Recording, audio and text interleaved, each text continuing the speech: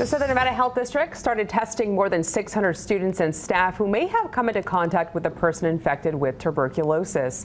Free testing will be offered today through Thursday at Ruthie Deskin Elementary School, where a broad exposure notification was issued.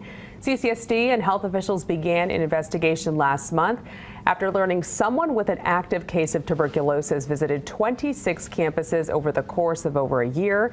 Testing will involve either a skin or blood test. A valid ID is needed to be tested. So far, the health district has not reported any new active cases.